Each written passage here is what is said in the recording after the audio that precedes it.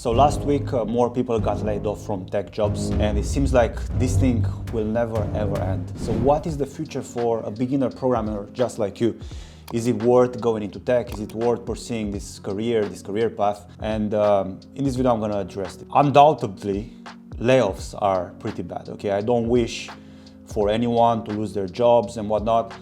It's a terrible situation to be in, okay? Maybe most of those people have car payments to make, they have mortgages, they have rents, they have kids. This is a horrible situation to be in. This shouldn't scare you, okay? So the first thing that I want to tell you is that if we have a number like, let's say 100,000 people that got laid off in tech, right? Not all of those people are programmers, okay? Some are working in HR, some are working in sales, some are working in marketing, some are managers. I know this is a hard time to break in, okay? It's always been hard to break in as a beginner in tech. Back in the day when I wanted to get a job in tech as a programmer, nobody wanted to hire self-taught, you know? So being a self-taught developer was this weird concept, you know? You had to have a degree. Now, what you need to understand is that whatever challenge you want to take in life, be it learning code in this case, you'll be faced with issues. It's never going to be a smooth ride, and it's always going to be tough, okay? No matter what you do, you kind of signed up for this, okay? You signed up for a tough life when you decided to make a change in your career, in your life, essentially, because your life is being impacted by your career, okay? You can be outside right now in the freezing cold delivering pizzas on your bike, okay? That's a tough life.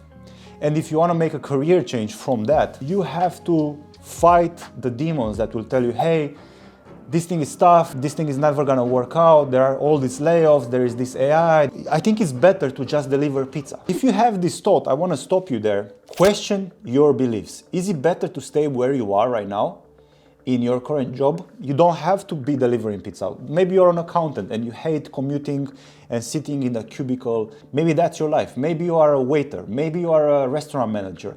Maybe you are working in construction. If you're okay with that life, and if you're okay with doing that for the next 10, 20 years, then it's not worth going through the stress, through the issues that you'll be facing as a career changer. Okay, it's not worth it. But if you are sick and tired of where you are right now, you shouldn't be scared of tech layoffs.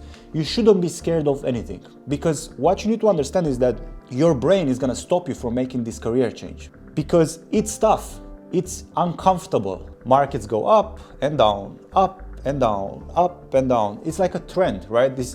Like things cannot just go up forever, right? And in this case, you got the market when it's down.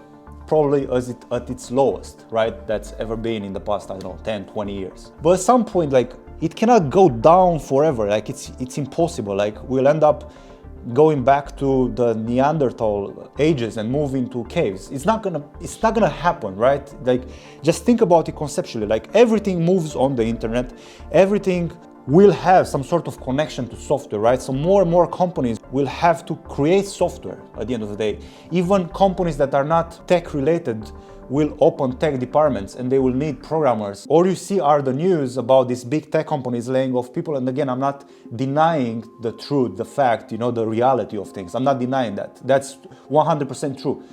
But also, the reality is that markets go down and then they go up. So then if you are here at the bottom, and let's say the worst will happen and another 1 million people will be fired this year. Let's just think about it in this way, right?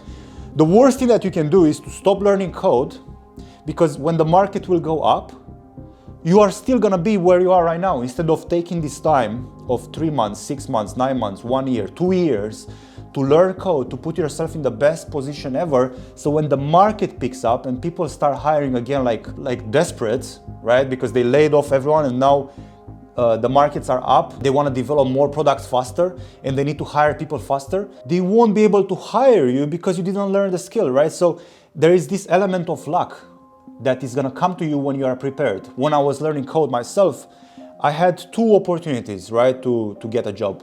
The first one, I got invited by a recruiter after like 3 or 6 months of learning how to code. And the guy really liked me he said that he sees potential in me, but I had no projects. So even though I had good intentions and I seemed passionate about coding and whatnot, I didn't have the skill to back up my luck, right? So then I made sure that next time when this happens, when I'm gonna have this one shot to get that job, I'm gonna get the skills. I got the skills, I got that one shot, and I made sure I closed the deal, right? So then for you, even though you feel like upset about this current situation and you feel like nothing goes your way, you can just relax and stay where you are in your comfortable situation, in your comfortable job, and don't do anything about your life and career. Or you can put your head down, do the work, build projects, and put yourself in a position that when these guys will start to hire, you'll be the first one they will reach out to, okay? How do you actually get that job in this new era? You just have to 10x whatever you are doing. Unfortunately, for most aspiring developers that are trying to break into tech, they have no clue about what projects to build. I've seen on LinkedIn so many people with so many disappointing projects. It breaks my heart really, and it also makes me laugh at the same time. People who haven't been coded anything for the past 9 to 12 months and they are complaining about the job market. Well, that's not how you do it. You decided to get in shape. You decided to get in shape and get a gym membership. And then you made a change, right? You made a change. For the first time in your life, you go to the gym. Well, that's cool. You went from 0 to 1.